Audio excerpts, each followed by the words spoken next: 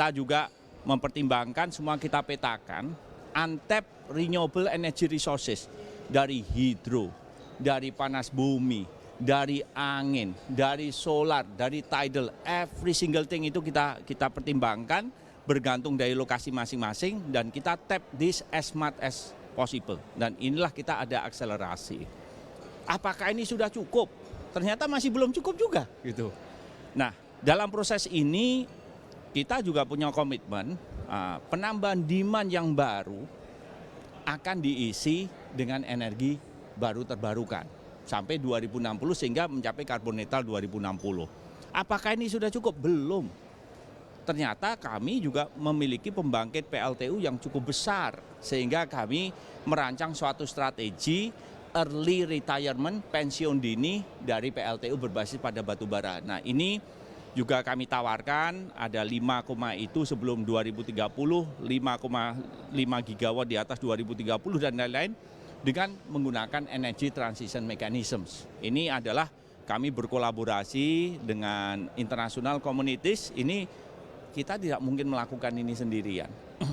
Tidak mungkin kita melakukan ini sendirian karena itu adalah aset yang masih produktif. Kemudian bagaimana dalam proses ini kita juga harus mempertimbangkan suatu just affordable transition. Nah, apakah ini sudah cukup? Masih belum juga. Bahkan pembangkit yang dalam pipeline kita melakukan renegosiasi ulang sehingga ada juga pembangkit yang sebenarnya akan masuk ke dalam pipeline.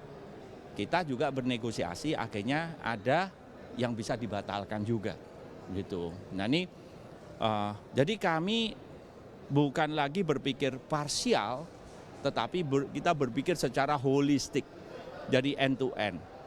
Nah itu baru di hulunya, di hilirnya pun ada effort yang luar biasa. Jadi itu hanya di upstreamnya tentang pembangkitan, perencanaannya. Di hilirnya juga masih banyak lagi upaya yang harus kita lakukan agar transisi energi ini bisa berjalan dengan baik. Tujuannya apa sih? Apakah untuk bagaimana menjalankan suatu perjanjian internasional? Apakah hanya untuk kebijakan? Bukan. Ini demi masa depan generasi masa mendatang. Ya. Demi kehidupan ke depannya ya Pak ya. Dan tadi luar biasa kita mendengar begitu simultan langkah-langkah yang sudah dilakukan oleh PLN tadi baru dari sektor hulu ya Pak, belum hilirnya dan pasti lebih banyak lagi. Cuma tadi satu poin yang utama yang bisa saya tangkap adalah tidak bisa dilakukan sendirian terkait dengan kerjasama. Ini tentu butuh dukungan yang luar biasa, tidak hanya dari pemerintah tapi juga pihak swasta. Nah, berbicara terkait dengan kerjasama atau investasi, seperti apa Pak sejauh ini investasi yang dibutuhkan untuk transisi energi ini dan berapa nilai dan selain investasi apa lagi yang dibutuhkan Pak?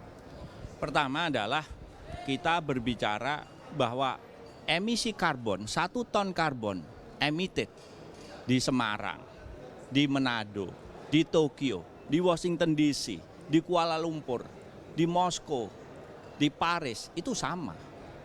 Jadi 1 ton emisi karbon, emisi di seluruh dunia itu sama dampaknya, kerusakan terhadap dunianya sama. Maka ini adalah suatu masalah global. This is a global problem. They call it global climate change. Maka effort untuk mengatasi ini harusnya menjadi global effort. Nah, kita pertama mengenai inovasi.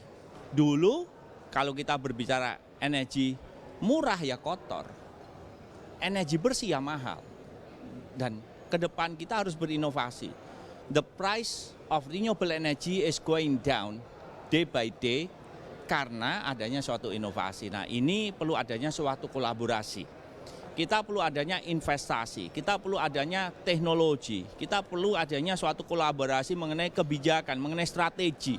Kita berbicara kolaborasi dari regional, domestik, internasional, diplomasi semuanya. Ini tidak bisa dijalankan sendiri. Nah, untuk itu memang kita harus berkolaborasi. PLN is not going to be able to do this alone. The only way to move forward for PLN to address this problem of climate change is through collaboration. Nah, untuk itu kita harus ada namanya penguatan sistem.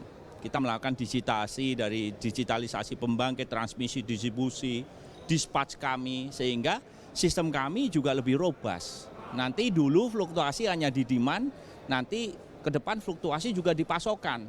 Karena kita EBT berbasis pada surya, kadang-kadang terik, kadang-kadang mendung dan lain-lain.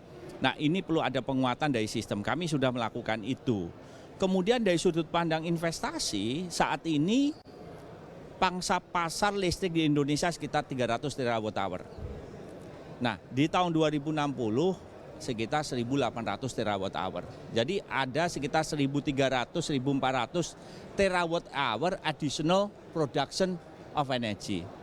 Ini artinya berapa? Ini sekitar 220 gigawatt, 230 gigawatt additional capacity, dan ini adalah suatu kapasitas pembangkit dan juga transmisi gardu induk, smart transmission, smart distribution. Jadi dan semuanya itu dan membutuhkan investasi. Investasinya sekitar 500 sampai 600 billion US dollar. Jadi sekitar 7.000-8.000 triliun dari tahun ini sampai ke tahun 2060. Nah, untuk itulah kami menekankan the only way for us to move forward is through collaboration. Nah, untuk itu kita harus membangun suatu ekosistem sektor kelistrikan yang kondusif untuk berinvestasi. Kita harus membangun suatu ekosistem kelistrikan yang kondusif untuk berkolaborasi. Nah, itulah yang harus kita bangun ke depan. Nah, dalam hal ini juga ini ada International State-Owned Enterprise itu ini kita akan melakukan beberapa penandatanganan kerjasama. Itu kita berbicara future bagaimana ke depan teknologi apa yang bisa mengadres tantangan dari perubahan iklim ini. Kemudian kita juga misalnya ada hidrogen, ada amonia, green hydrogen. Kita berbicara juga pergeseran transportasi yang tadinya berbasis pada fossil fuel, yaitu minyak, sekarang nanti ke depannya akan berbasis pada renewable energy, yaitu listrik. Di mana ini shifting dari import based energy to become domestic based energy, expensive energy menjadi cheaper energy, dan juga yang lebih penting lagi adalah bisa mengurangi emisi juga.